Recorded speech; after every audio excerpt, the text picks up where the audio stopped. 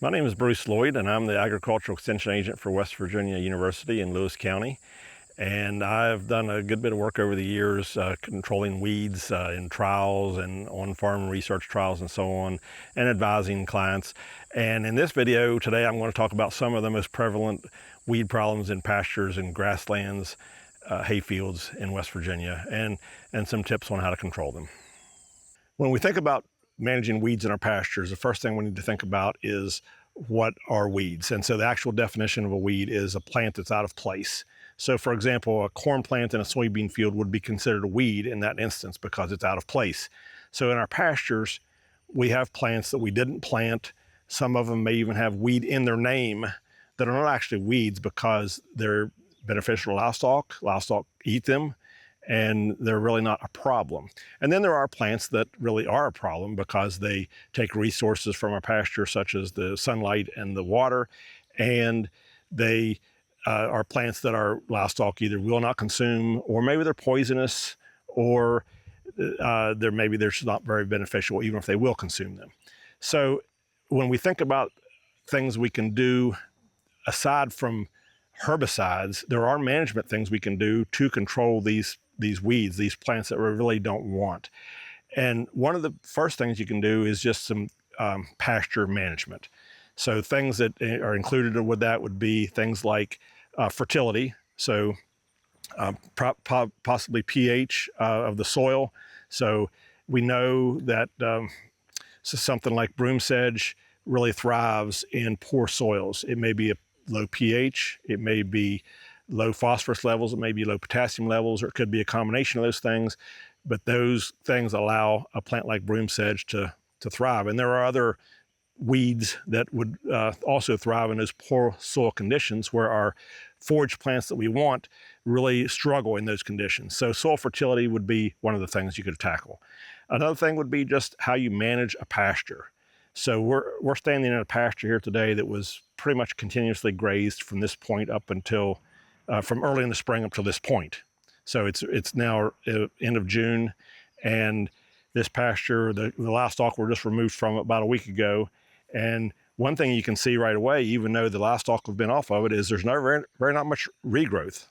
And that is because as a continuously grazed pasture, these plants don't have very deep roots. It takes them a while after livestock are removed from a continuously grazed pasture to actually start growing and really start producing. The second thing you'll notice is there are weeds around here, and there are weeds in most pastures, but our management here has helped us produce these weeds. So if you think about it, when we put livestock in a field and just leave them in there, they have the opportunity to move around and graze what they want. They will graze what they like, what they know. And the plants that they either don't know or they don't like, they just leave them alone. And so therefore, if you think about what you're actually doing is by your management, you're helping the weeds, because you're removing the weeds competition, which is the forages, right? So what we do is we graze down this grass and this clover, and we open up a canopy for these weeds to then come up. The livestock don't want to eat them because it's not something they know, not something they like, whatever it is. And then that weed just takes off and we end up with a weedy pasture. So by rotating a pasture, we give those forage plants that we're trying to grow an opportunity to compete against the weeds. And there's really good illustrations of this right here in this field, because one of the biggest and most common weed problems in pastures in West Virginia is ironweed. And so ironweed here in late June is anywhere from knee-high to taller. If you're familiar with the plant, you know by later in the summer it will be 5-6 foot tall if left alone. And right here at my feet, there are ironweed plants that are this tall, just starting to come through, and they're going to be problems. They're going to be 4 or 5 feet tall here in a few weeks because they can get sunlight, because this pasture has been opened up by this continuous grazing. So if this ironweed popped up and it was this little plant and it couldn't get light because it had a dense canopy of grass, it probably would never make it, or it would be a very weak plant and really not cause us much problem. So So this is something we need to think about in terms of our management. Of course, pasture rotations take a lot of effort in terms of we have to have water where the cattle or the sheep are, the livestock are. We have to have fence and so on. It's not as simple as having a big boundary fence and turn the livestock into it, but it makes a big difference in terms of our weed management. Okay, so we are in a site that clearly has lots of weeds, as you can see all around me here. And the reason for that is we're in a winter feeding area. So this is an area where cows were fed during the winter, round bales. It was abused really hard, and then nothing was really done after that was over. And this is what you usually get. This is what comes. And so these plants, there's a variety of plants here, which we'll talk about, some of which we'll need to try and do something about possibly, some of which we don't really need to worry about. The reason all these plants come like this is they're trying to heal the ground. So you have compaction, you have all kinds of things going on, and so some of these plants actually are trying to send down tap roots and so on to actually heal this ground. And then some of them are just opportunists. They just come in because there was open ground, there was bare soil, and so you'll have plants like that come in. And so again, some of these we won't need to worry about. There are a few that we will. And so one of these that is predominant here is this is cockleburr. And so the cockleburr, these are just getting started. And so here's one of a smaller plant. This is an annual, so it comes from the seed every year. And these, although this plant's only a foot tall, here in a few weeks it'll probably be 3 or 4 feet tall, and without any other competition or something happening to it. And so you can identify this plant not only by the leaf shape and so on, but also if you look at the stem, purple splotches up and down the stem. And as the plant gets bigger, it still has those splotches. It has them as a young plant. So you can easily identify this. And of course, later on, you'll be able to identify this because it'll have the cockleburrs on it, which are the oblong-shaped burrs that stick to your clothing, stick to sheep's wool, stick to livestock hair, and so on. And you may not be aware of this, but those hooks that allow cockleburr to stick to things was what inspired the development of Velcro. So those little hooks and catches is what inspired Velcro. So there's no burrs on these yet. We'll see these later in the season when we have the burrs. These are very difficult to control because they are an annual. If you come in and mow this right now, which a lot of people might think is the thing to do, and maybe that is a good strategy, these plants will actually come back very low and still develop seed heads very low below, say, a brush hog height. So they can be sprayed with any of the broadleaf chemicals that will control them, but then you have seed bank to contend with. These are typically, again, opportunists that come in when ground is opened up and are not as big a problem usually in a good, well-managed pasture. Another weed that we see here is a lot of is ragweed. And again, this is one I wouldn't worry too much about. It's here because the ground was opened up and there was an opportunity for it. Ragweed is pretty easy identified by these deep serrations in the leaves, and it has that raggy appearance, which is why it's called ragweed. This one's obviously not very tall, but it can get obviously several feet tall also. The reason I wouldn't worry about it too much is because usually when you get good ground cover and get things managed better, this kind of takes care of itself and usually goes away. Sometimes it needs to be sprayed with a herbicide, but not usually. Some other plants we see here are a curly dock, which there's some right here at my feet, and these are already going to seed. But the curly dock here has a kind of a leaf that inspired the name curly dock, so it has these wavy edges. This one has a seed head, and so this plant again is not one you usually have to worry too much about. Livestock may consume it some when it's young, and again, in a well-managed pasture, you have it here and there, but it's not really a big deal. And it does come in these places like this, these winter feeding areas though. Another weed we see here, which we probably again don't need to worry too much about, is this Pennsylvania smartweed, and this is it's pretty common in this field, but although it's in patches around here. It has this narrow lanceolate shaped leaf, but the big identifying characteristic here is this purple splotch. It's kind of like a streak on this particular leaf, but let me find one that has more of a splotch here that I was more typical of it. Here we go, right behind me. So here's one that has more of a purple splotch midway on the leaf, and that's fairly typical of this Pennsylvania smartweed. Again, it's not one, it comes in when there's opportunity. It's not one you really need to worry too much about.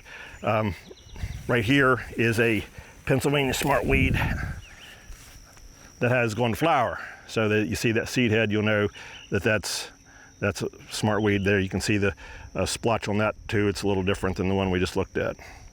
If you look around this field, you also see in various places a grass seed head poking up.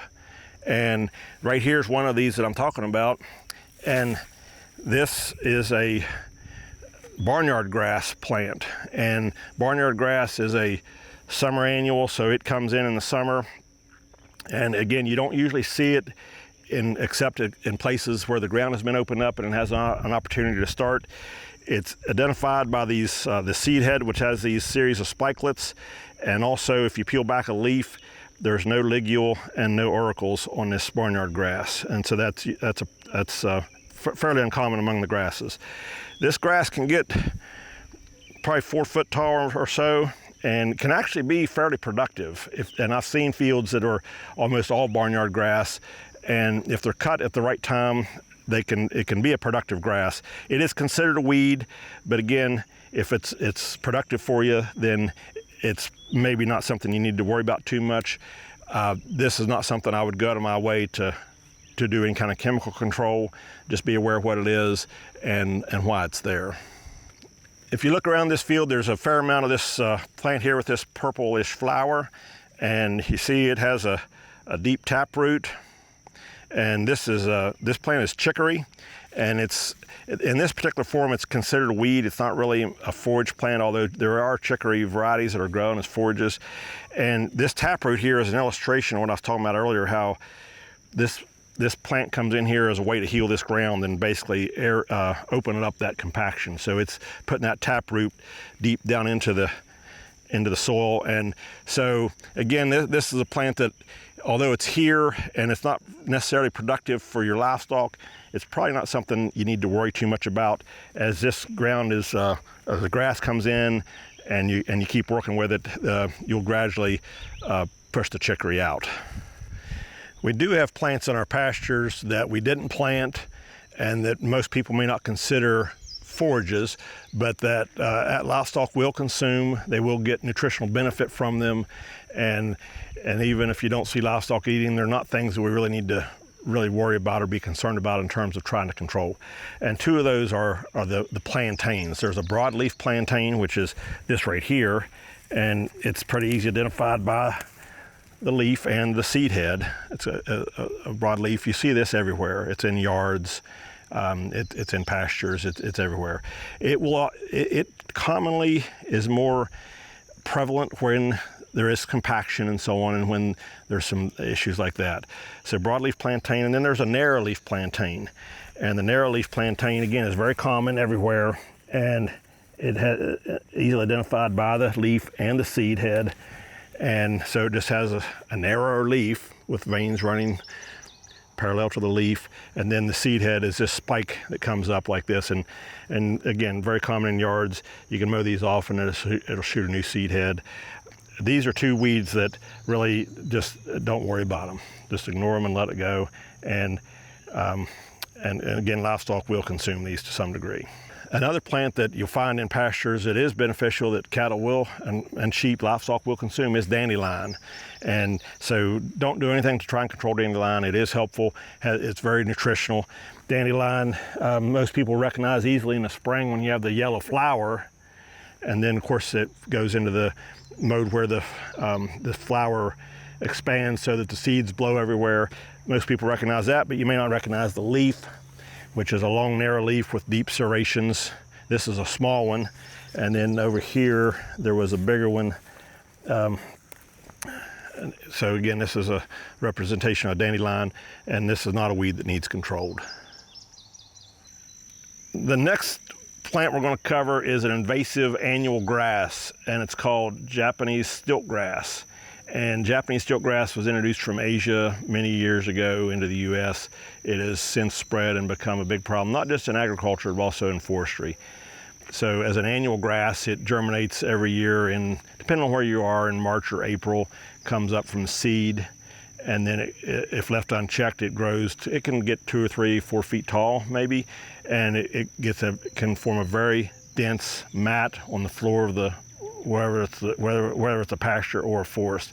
So in forestry, the problem it causes is that it forms such a dense mat that it doesn't allow forestry trees, seedlings, to get enough sunlight to get beyond germination and actually start to grow. And so it can inhibit forestry regeneration. It likes shade, so that's why it's become a huge problem in forestry. It's also a problem in our pastures, in the areas next to tree lines, sometimes out in sunny areas, but mostly in our shaded areas. And so here's what Japanese stilt grass looks like. And it's shallow rooted, as you can see. There's not much to the roots there. If it's in your garden, for instance, you can easily just pull this, because it's easy to pull, but obviously in larger scale that's not practical. And one of the main things by the leaf you can identify is the leaf is asymmetrical, meaning the mid vein, which you can clearly see and is usually pretty bright, does not have equal parts on either side. So you can see on this leaf it's wider on this side than it is on the other side. And most grasses are symmetrical. So the mid vein runs right up the center of the leaf. So that if you find one that is asymmetrical with a leaf shape like this, it is probably Japanese stilt grass. In our pasture situations, there is a pre-emergent herbicide called Prowl H2O that can be applied pre-emergent. That means that this cannot have germinated yet, which means it has to be applied sometime in probably mid to late March to be effective, because if this has already germinated, that Prowl H2O isn't going to be effective. And so that's one thing you can do, but it's not something I really recommend for a couple reasons. Number one, it's expensive. Number two, it will control it for that year, but you have seeds in the ground, so you practically do that for several years to actually get rid of it. And what we found is that livestock will eat this. So if livestock will eat it, then don't spend the money on a herbicide. Get your livestock to eat it. Now, some people may say, no, my cows won't eat that, but we've seen evidence over and over that cattle will eat it. Sometimes they have to learn to eat it. Sometimes they have to be confined to an area that has this, maybe with a polywire, a piece of fence or something, so that they say, okay, well, there's nothing else to eat, I'm gonna try this stuff. And once they learn to eat it, they'll almost go to it every time. And we've done forage tests on it. We know it's nutritional, has good nutritional value. So don't fight it, graze it, get your livestock to eat it, and it won't be a problem to you really anymore. It'll almost become an asset for you. Another plant that we'll see in pastures only in instances where it's been disturbed, like the winter feeding area or other reasons where the ground was opened up, is lamb's quarter, which is here. And lamb's quarter is more of a problem in crop fields, gardens, things like that. But again, we do see it. It's an opportunist. It will come in when there's opportunity, when there's open ground. And so it's a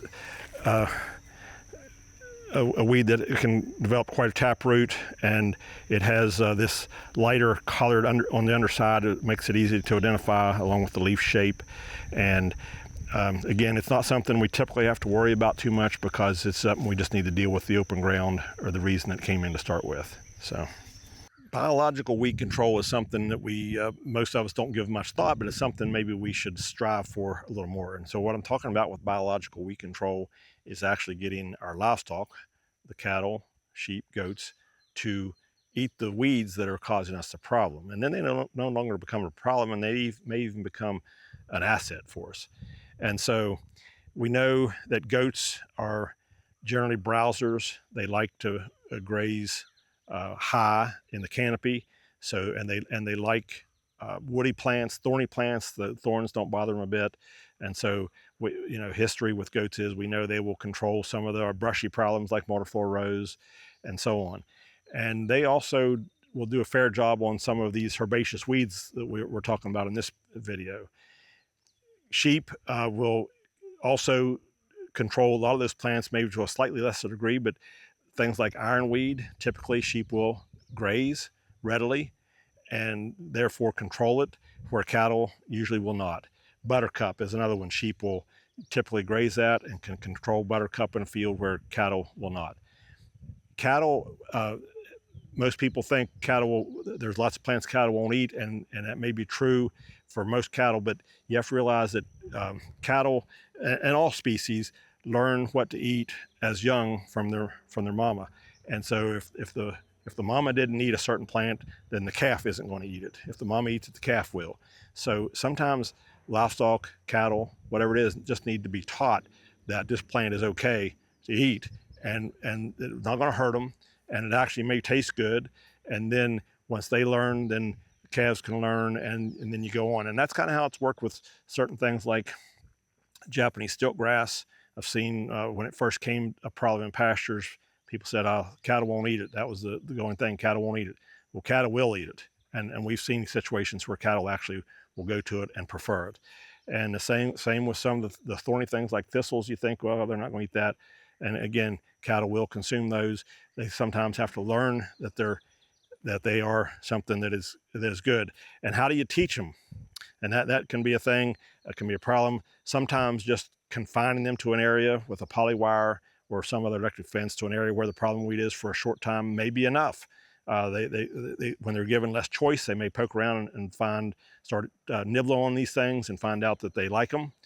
Other times, people have gone to more extensive methods and trying to introduce different feeds to livestock, and then start mixing some of the feeds, the plants they wanted to eat with those feeds to try and get them to just start eating them without even realizing what they're doing. And then next thing you know, they've learned to eat that plant. So there are some ways you can try. And the home run on this situation is that if the livestock will eat it and you don't have to spend time and money to spray it, then it's a huge plus for all of us. Another thing you can do with pasture management is apply more pressure to the weeds through stocking density. Now, stocking density is different than stocking rate. Stocking rate would be the number of animals on an entire farm for a season, but density is more of a time frame thing. It's how many animals are on a particular pasture for a time period. And so you can have animals so dense that they're almost side by side in a pasture, but they're only there for a very short time, maybe a day, maybe half a day, or whatever, just depending on the situation. That stocking density is a big management tool in terms of weed control. So what it does is, if animals don't have the freedom to move around and select so much, they will now start to graze plants that otherwise they might have left, number one, or number two, because of that density, they may actually trample some of these plants. And that initial trampling may not kill them, but it makes it harder on them. And if you repeat that numerous times, then you can have an impact on your weed control. And another thing you can do is, people might say, I'm not going to manage my pasture that intensely. Okay, we get that. There may be areas of your pasture that have a intense weed problem, and by using some simple electric fence techniques, you can increase the stocking density for just that little area. In other words, put some livestock in there, put a wire around them with some water, and for a day or so, let them trample that good, eat it, whatever it is, and then move on. And maybe you don't do it for the whole farm, it's just for the areas where you have problems. So consider stocking density when you're thinking about weed management. Okay, we're at a pasture here that has lots of weeds. If you look at the whole pasture, there's a lot of ironweed, there's some thistle, there's some ragweed and so on. But this particular part of the pasture right here that I'm standing beside of has an infestation of ironweed, and it's just really thick. If you look at other areas over there, there's even some brushy stuff like some multiple rose and briars, but the other weeds are much more dispersed. But this area here, I think because it's shaded by the trees that are to my right, tends to be more moist, and so therefore this ironweed really proliferates in this part of the pasture. Ironweed is one of our biggest weed problems in pastures in West Virginia, and I'm standing here in a pasture that has a lot of ironweed in it. These are clearly out of control. They're almost as tall as I am. Some places they're taller than I am. And so ironweed can be one of those weeds where you have to make a decision. Is it something that you're going to try and control or not? So if there's a few here and there, they're scattered around, that's not really probably worth spraying unless you just want to do it for looks. as far as pasture, it's probably not worth it. But the pasture I'm standing in is clearly infested. And so when you get to this level of infestation, then the weed is taking so much of the sunlight and the moisture and the nutrients that there's very little forage production happening here, and there's just very little production here for livestock to consume. So this one here is the extreme of where you say, oh yeah, that's clearly needs control. But there's all these kind of places in between of this total infestation and the scattered, where you have to make those decisions. And it's just a matter of kind of assessing it and seeing, do you think that weed is taking a lot of the nutrients and water and sunlight from your forage plants? And that's kind of the assessment you need to make. So in this case, this needs control. And for ironweed, when they're already flowered out like this is too late. I mean, you can spray it now and you can have some effect, but the ideal time to spray this with a herbicide would be in mid-June, when they're young, a couple feet tall, and actively growing. The other thing to notice in this field is that in the areas that are somewhat open, in other words, we have some ironweed right here, but we do have a few square feet here that are no ironweed. What do we have? We have a bunch of other weeds. We have some ragweed and some smartweed and some other things scattered in here.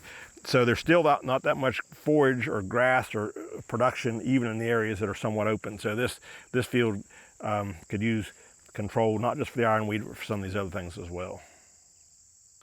This plant right here is another problem in both pastures and hay fields in West Virginia. We're in a pasture here right now, and this is horse nettle.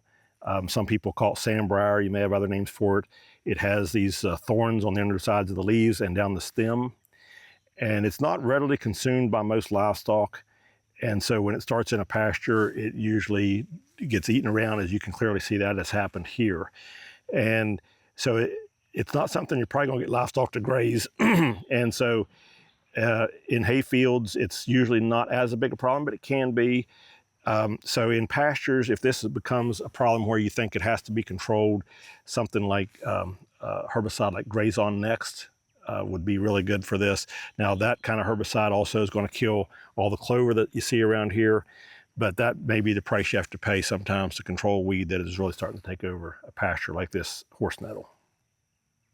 We have several thistles that cause us problems in our West Virginia pastures, and they can be divided into two different groups. There is the biennial thistles and the perennial thistles. So the biennials are, of course, a biennial is a plant that takes 2 years to complete its life cycle. And so this thistle here is a biennial, and it's a bull thistle. And so what it does in its first year is it forms a rosette, which is just a round form on the ground. It's just right on the ground. And then in the second year, it does what it's doing now, and that's called bolting. And so it basically shoots its stalk and the seed head, and then flowers and has a seed head. And so for the biennial thistles, they can be controlled at this stage right now. But usually it would be a spot spray. Unless you have a whole bunch of them, then you might do a broadcast spray. But things like Graze On Next, even Remedy would control this. Most of your broadleaf herbicides are going to probably have pretty good activity on this. It's really, though, much easier to control when it's in the rosette stage. So if you can go around your pastures in the early spring, say late March, early April, and just spray those rosettes, you can be controlled by virtually any broadleaf herbicide, 2,4-D, crossbow, any of those things, or anything you use on your other plant things like Graze On Next or chaparral. So the rosette is very easy to control. And then, but if it gets to this stage, this is where most people see it, then you can also control. It's going to take more herbicide, it's going to take more effort. So if you have the opportunity to scout your pastures in the early spring for those rosettes, that will help on the thistle control. Typically, livestock don't eat this thistle, but they will eat this. And I've been instances where people have, quote, trained their livestock to eat this thistle.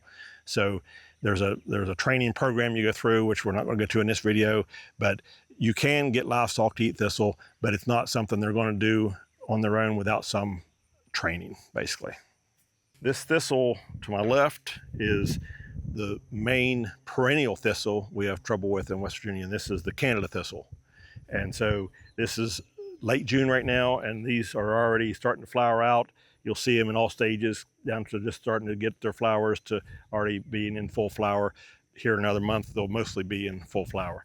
So unlike the biennial thistles, like the bull thistle, the Canada thistle is a perennial, comes from the root every year, and it is more difficult to control than the biennial thistles. And so in some pasture situations, I have seen livestock will eat this. Now you can see the livestock just left this field about a week ago, and they clearly were not having any of this. So sometimes they will, sometimes they won't. If you can get livestock to eat in a pasture, it will be a big plus because they may control it without having to use a herbicide.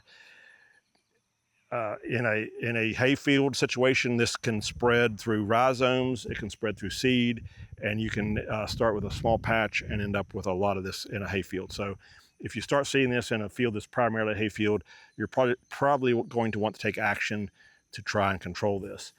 And so when it comes to a herbicide to control Canada thistle, you'd be looking at something like Graze On Next would probably be the first choice, and maybe Chaparral. Both those have aminopyrrolid as the active ingredient. Again, Graze On Next would probably be my first choice. As far as timing, ideally you'd want to spray it when it's actively growing and before it gets to this flower stage. So these smaller plants right here that are more actively growing would be a good time. So if it's, so we're usually talking about early summer, depending on what management happened.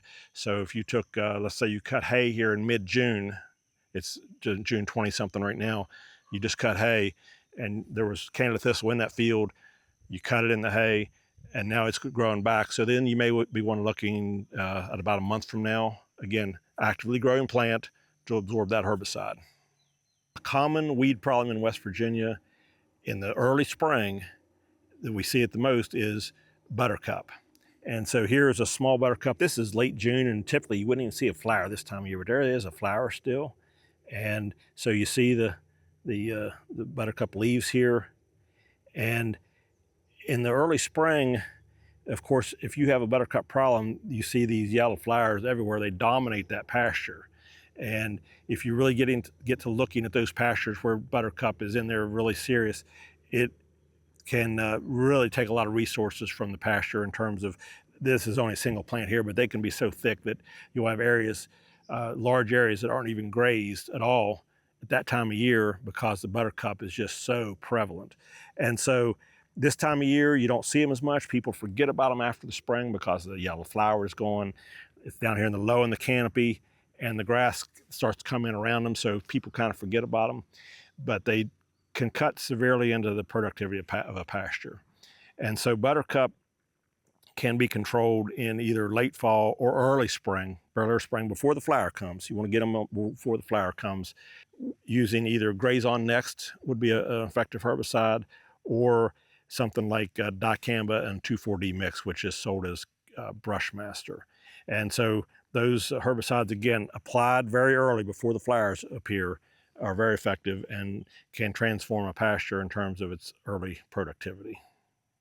We're standing in this pasture here in late June, and if you look around this, it clearly has not had a lot of grazing pressure yet.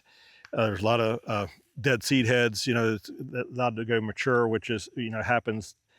And there's weeds here. You see some ironweed down here, some bigger ironweed even. See some chicory around, some other plants. So when you have a pasture that is not continuously grazed, you will still have weeds, but you're allowing your plants to compete, and therefore the weeds that you have are generally not as healthy, not as thrifty. So as we graze this, as this gets some grazing pressure here through the next month or so, and you start to remove some of this grass, some of these, there's small ironweed down in this canopy that's only 6 inches tall that will be, it's kind of like opening up a canopy of a forest. It opens that up for sunlight, and then it can really start exploding. So just another point on how grazing management plays a big role in the weed pressure you have. And if you look at the ironweed in here and some of the other weeds that are in this pasture, to me, it's not something that requires control. You have some weeds, they are taking some sunlight, they're taking some moisture, so they're using some of your resources, but you got to balance that against the cost, the time, the effort and so on of actually doing a herbicide control to control some of these ironweed. When we think about the different ways to control weeds, one way that is frequently used is mechanical control. So what I mean by that, of course, is mowing or brush hogging. And so there's places around the state, different farms that is their weed control. They brush hog their farm every year, and usually it's in the fall of the year, maybe August, September, usually September, October. And so the question is, how useful is that for weed control? Well, the answer to that is if it actually controlled the weeds, you wouldn't have to do it every year, right?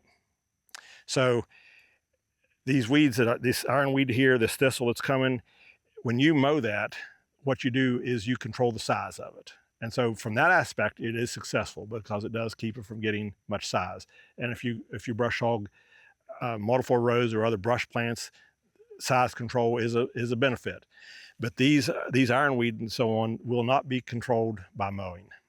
They will control the size. It will make it look better, give you the aesthetic look, but it will not kill the plant.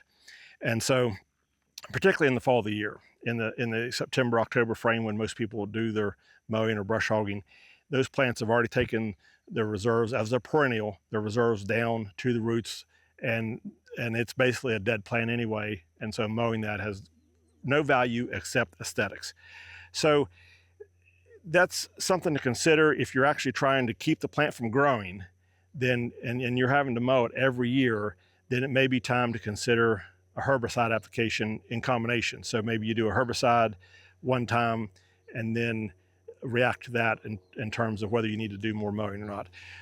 Mowing in and of itself usually does not control these weeds. It just controls the size.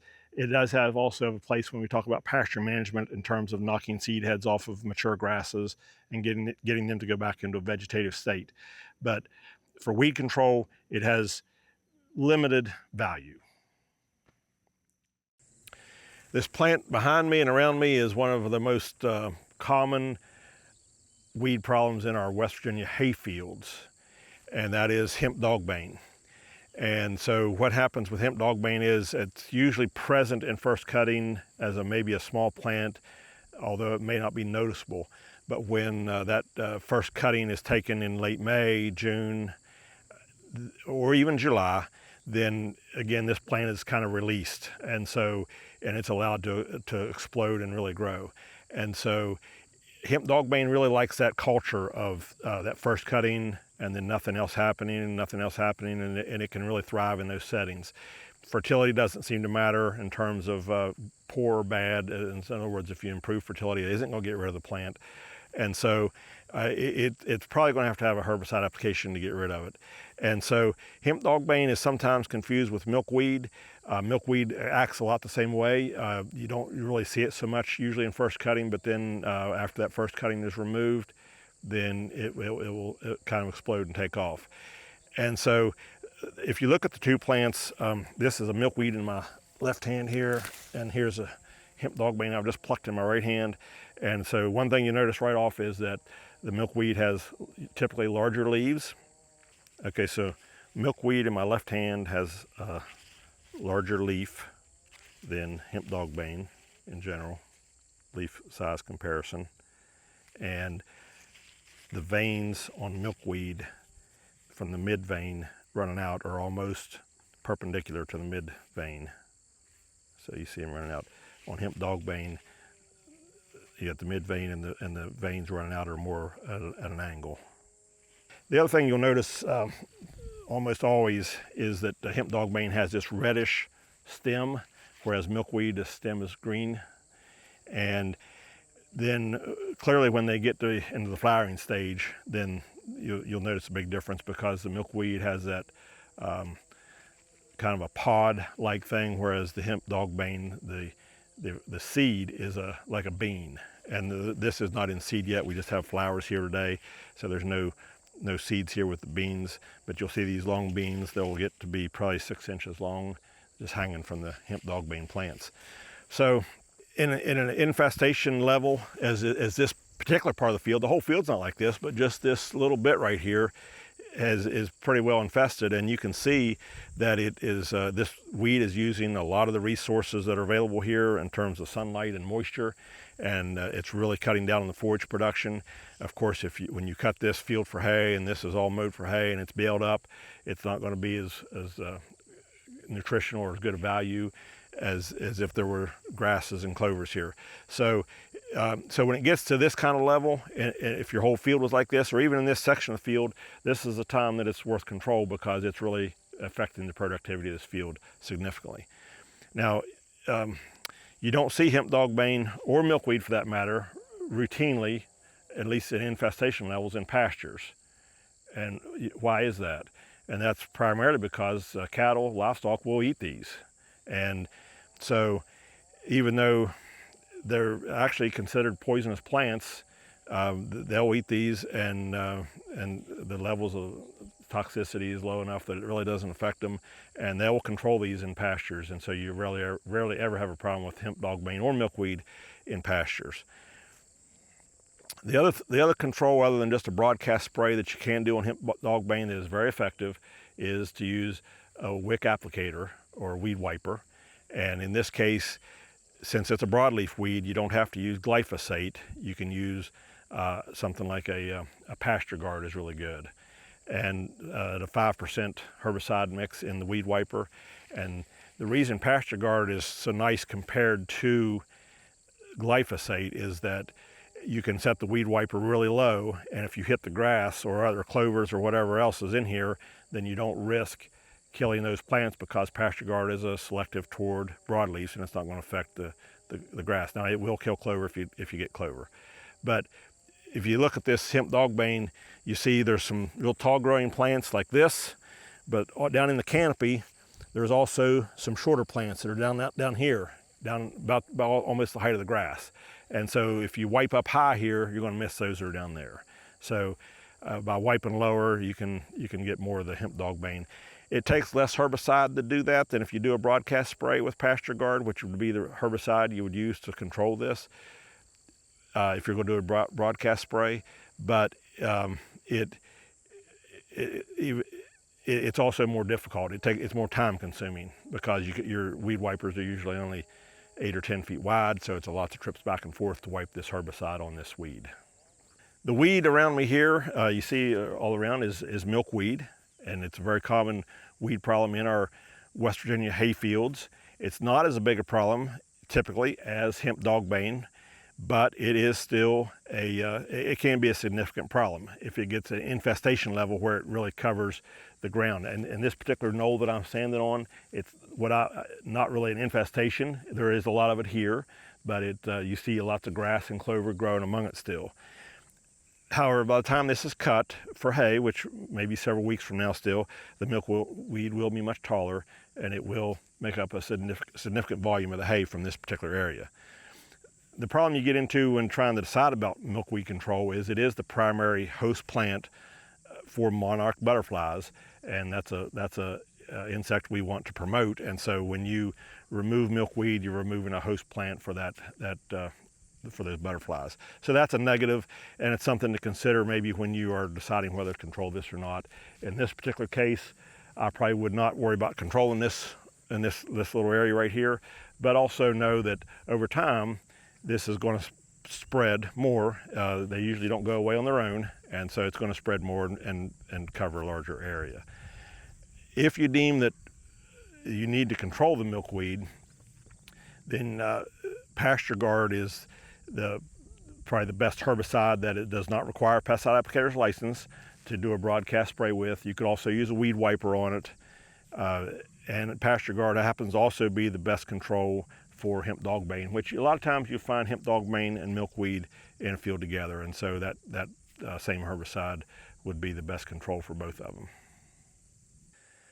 Johnson grass, which you see behind me here, is a huge crop problem across the United States, and it's a problem in crops in West Virginia as well, but it's also a problem in our grasslands.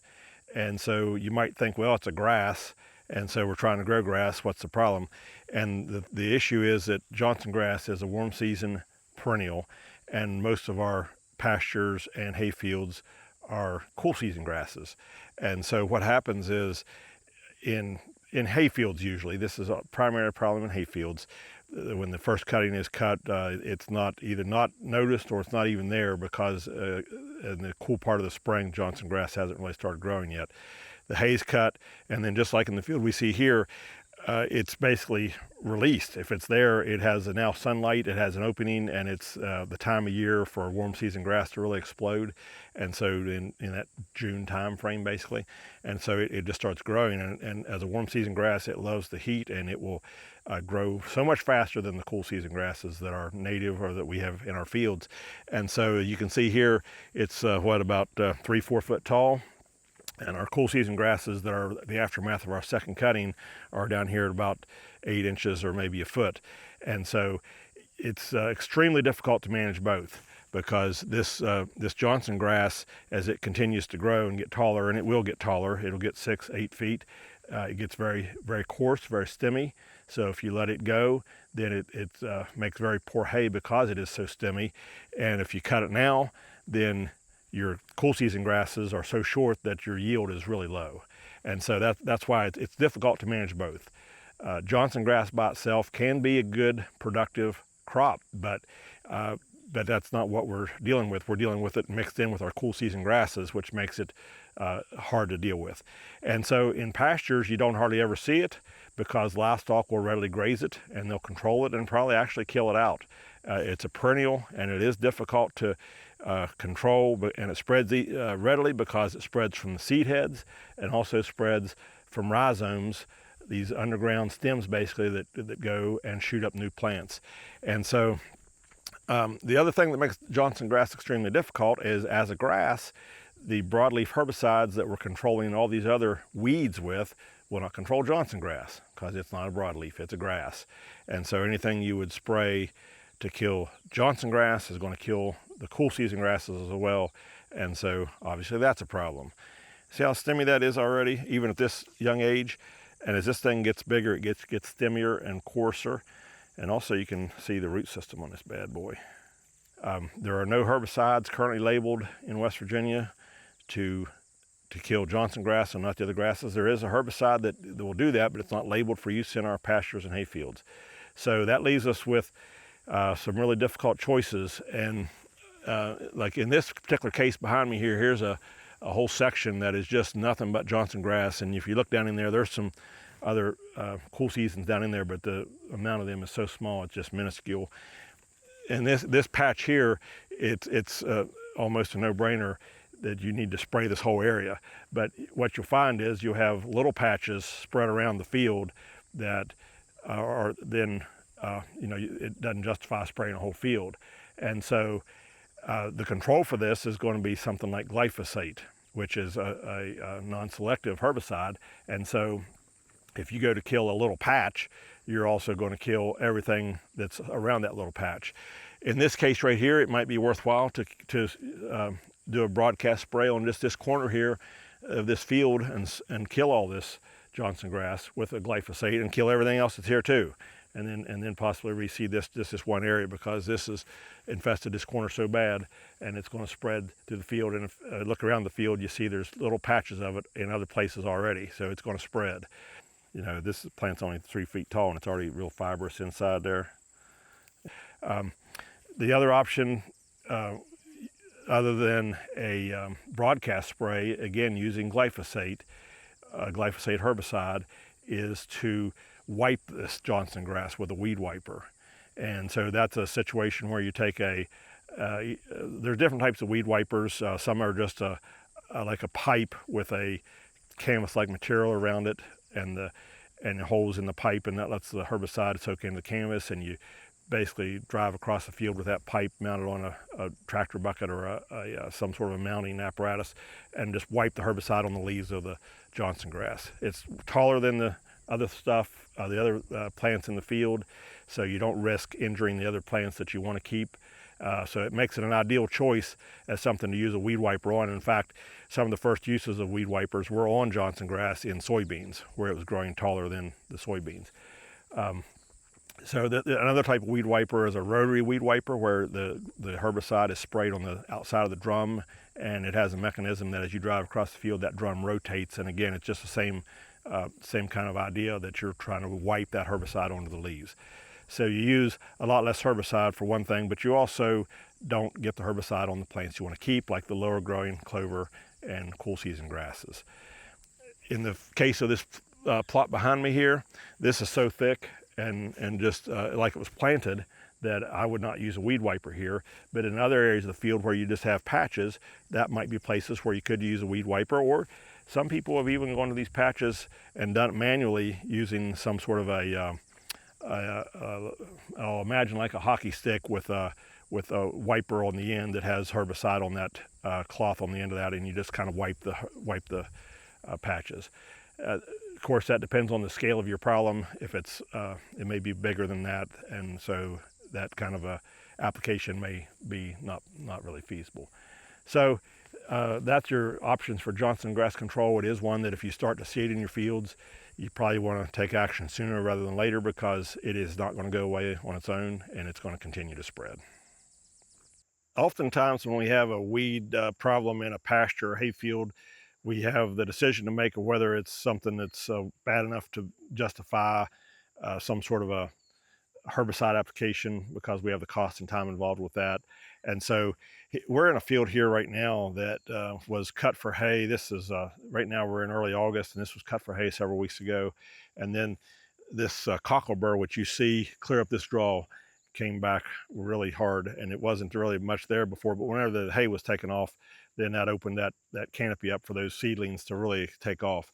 And so because of the density that and the reduction of forage because of that weed, both in sunlight, moisture it's taken, nutrients, all that, it was deemed that this was a good candidate to do a herbicide application. So this was sprayed 4 days ago with Graze On Next, and it has the added benefit of getting some other weeds that you probably wouldn't have sprayed for, like this ironweed right here, and other parts of the field you can't see right now have a lot more ironweed. So the main reason for spraying this field was for this cocklebur, which was going to be a huge problem, not only for production of forage, but also going to be spreading a lot to seed as animals come in here and get burrs on them and so on. So that was the main reason for spraying it. Also getting this ironweed, there's a lot of Queen Anne's lace or wild carrot in here too that also is going to be killed by this, and some other weeds that are present in smaller numbers that you never would have sprayed the field for just for those alone. So this is the kind of thing you get into, is deciding when to spray or not to spray. And when you have an infestation like this, it's probably time to take action.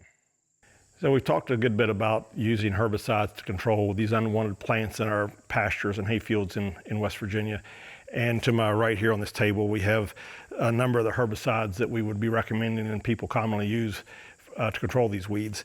And so we've always suggested and recommended and so on that you need to read a herbicide label before using a herbicide, so you're familiar with the safety aspect of it, so you're familiar with the application rates and what it can be used for, and all these things that are on the label. And we've told people over and over, the label is the law. So when it comes to something, any kind of legal thing that you might get into because of an application, if you follow the label, then you've lawfully applied that. But if you have not followed the label, then you may be in some trouble. So it's even more important today than ever to read the label, because there are so many products that are generic products, because so many of these herbicides that are effective, the patents have gone off of them, and so multiple companies now manufacture these under different names. And so you have to oftentimes read the label to know what active ingredient you're using, and is it the same thing or not, and so on.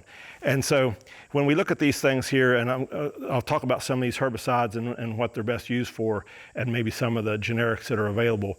And I'm not going to cover all the generics because I don't know what all might be out there, but some of the common ones I will.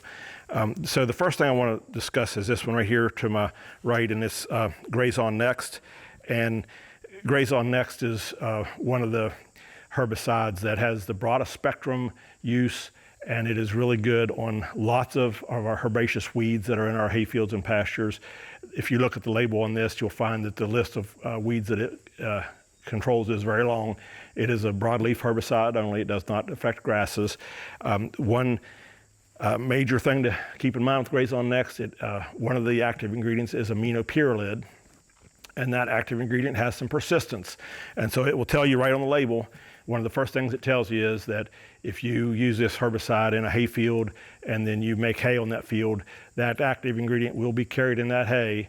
And then if you would say use that hay as a mulch on a garden or spread it on a field, it could affect the plants that you try and grow in that garden.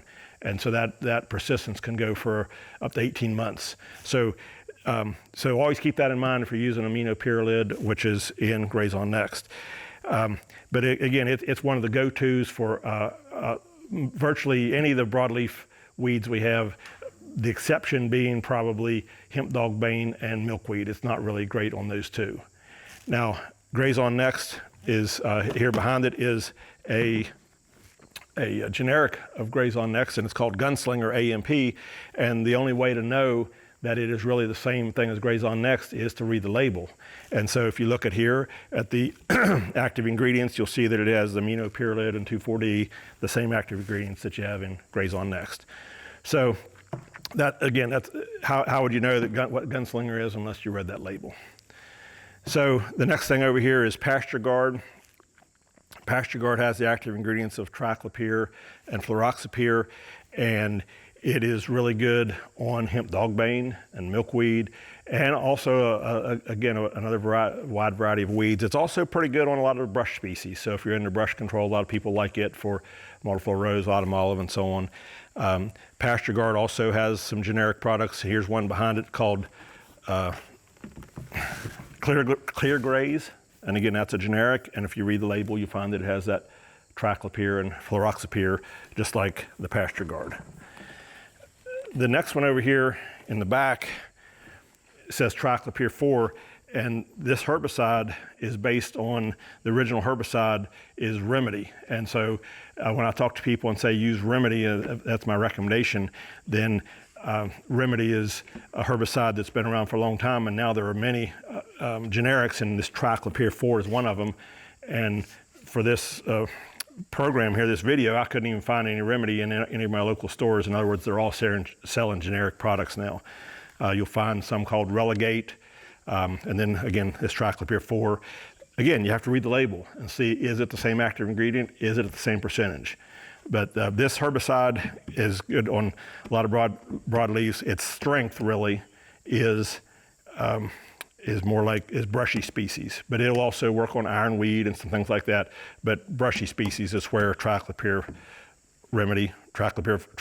is the active ingredient in Remedy, and so that's why they named this generic triclopyr 4. In the front here are three different products that are, these are all liquids, and these are all granulars.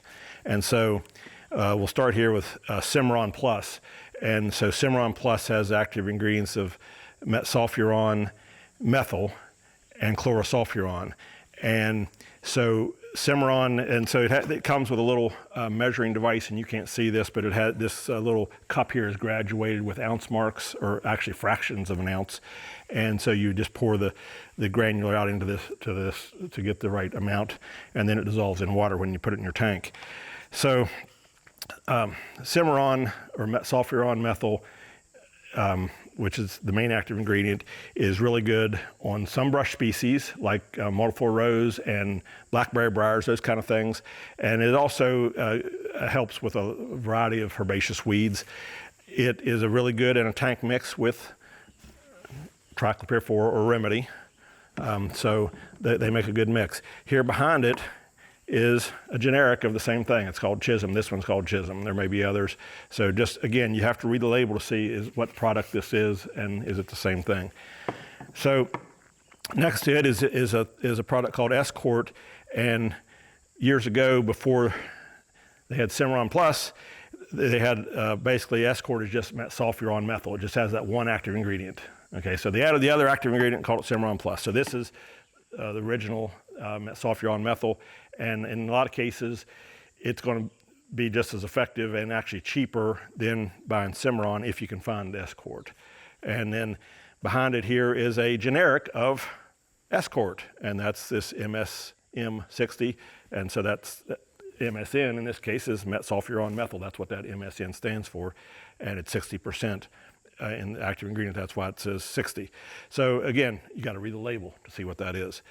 Again, the strength of Escort is more in brush species, but it can have some. It also has some label activity on some herbaceous weeds. And then over here on the end is a product called Chaparral. And as far as I know, there's no generics of Chaparral at this time.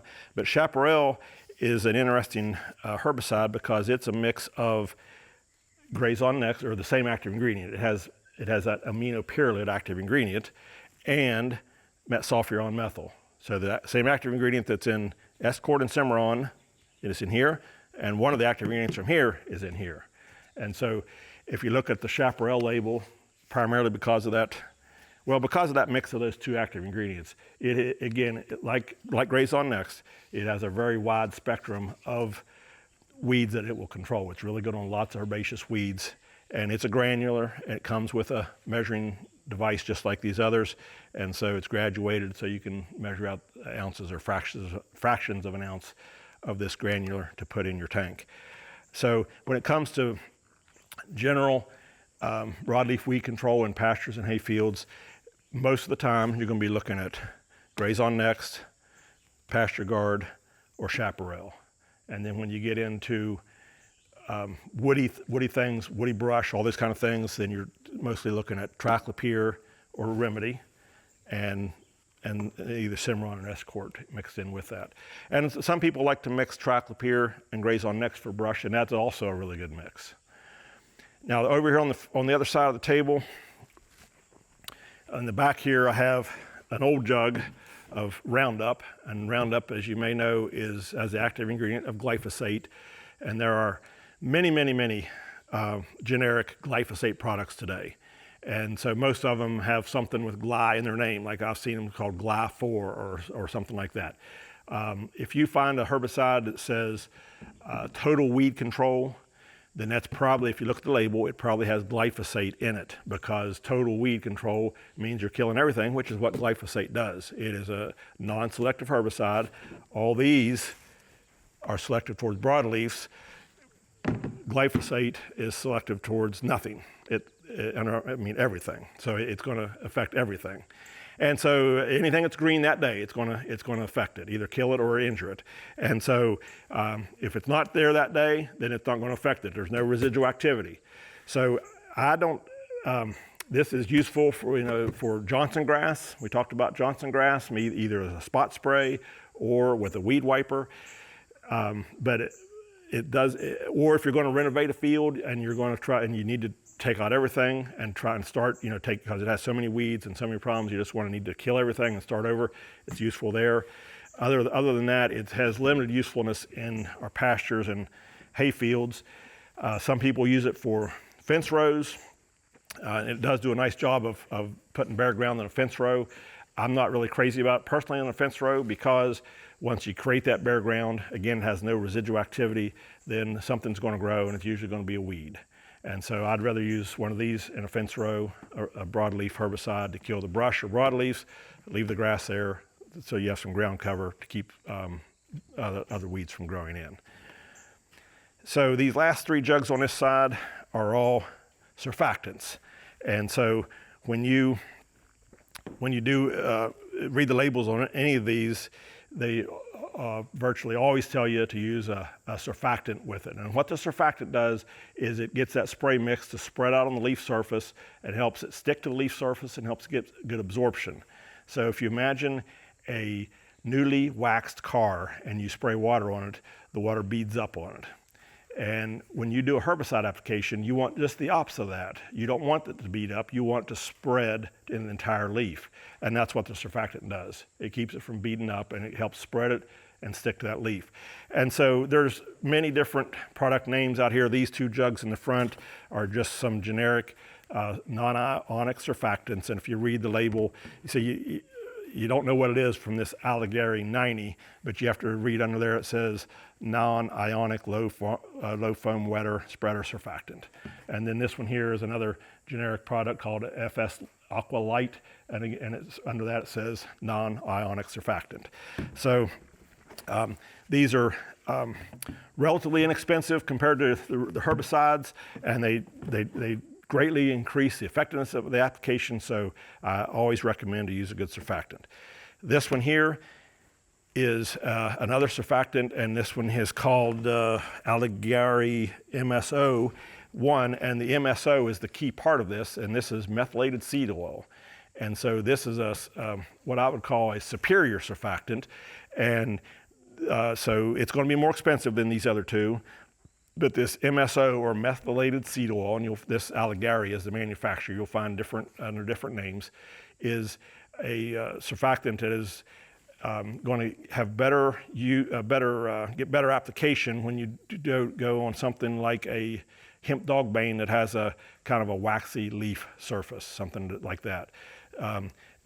Most of the weeds, like say an ironweed or something like that, any surfactant would work. But if you're doing on something like milkweed or hemp dogbane, a methylated seed oil surfactant is beneficial. And it can be used on other applications as well, but it's definitely good on any kind of application that has that waxy leaf surface. So there are other herbicides available. There are some that are restricted use because they have an active ingredient like picloram or something that requires an applicator's license. I don't have those example here today.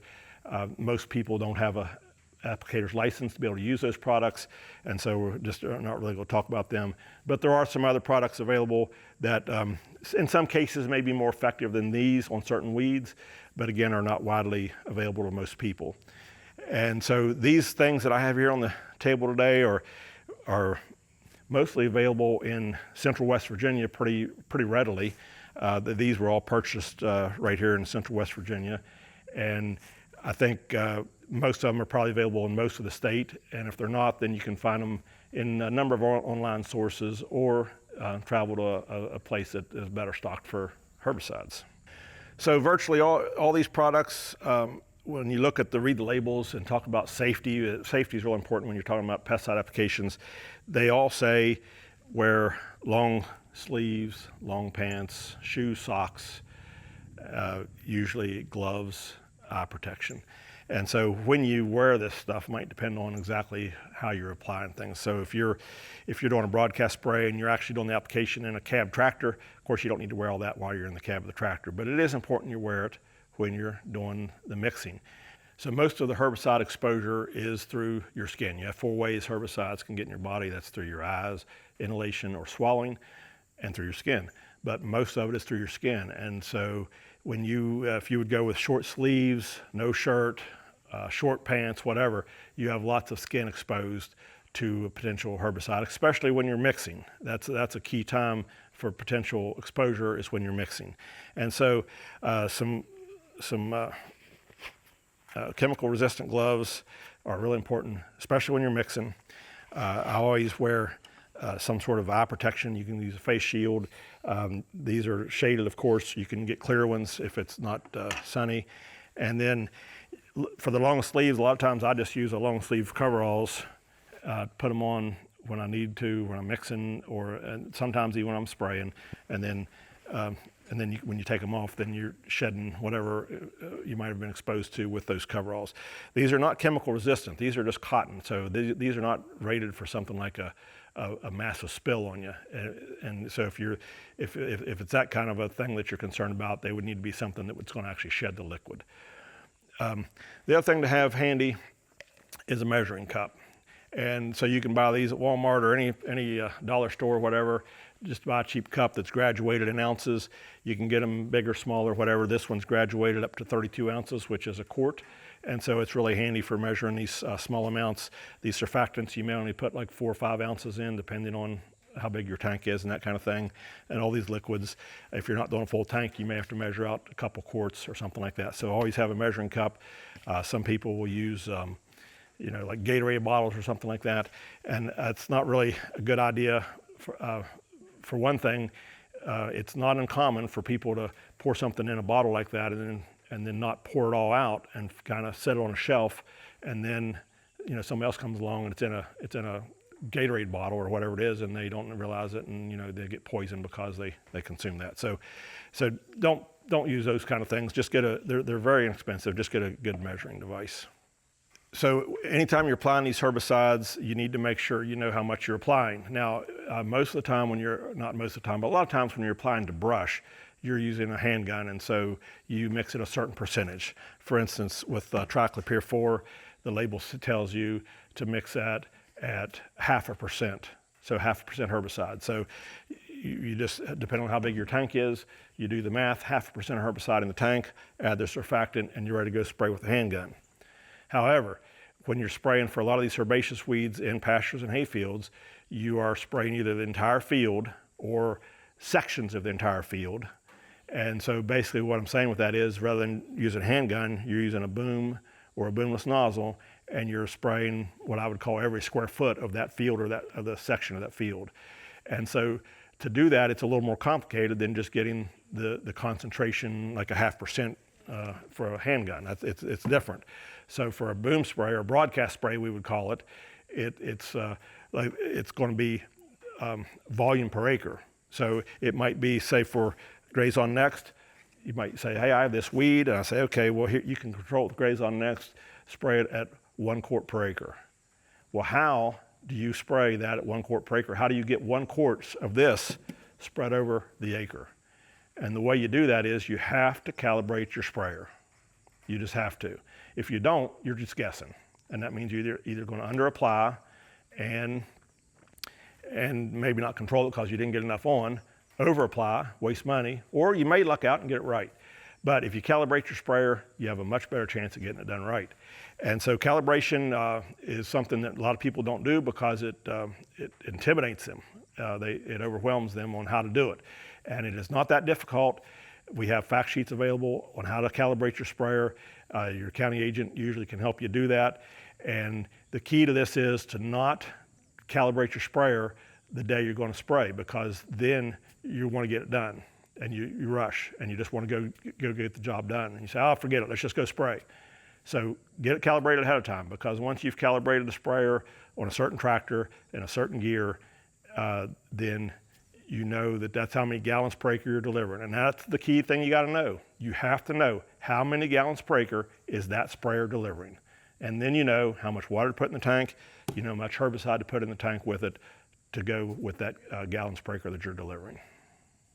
So I hope this discussion about these different herbicides has been beneficial. If you're not sure, again, always read the label. If you still can't figure it out, the labels can be confusing. If you can't figure it out, don't hesitate to call your county extension agent to try and get clarification or recommendations about which herbicide you should use. And again, don't forget to take time to calibrate your sprayer.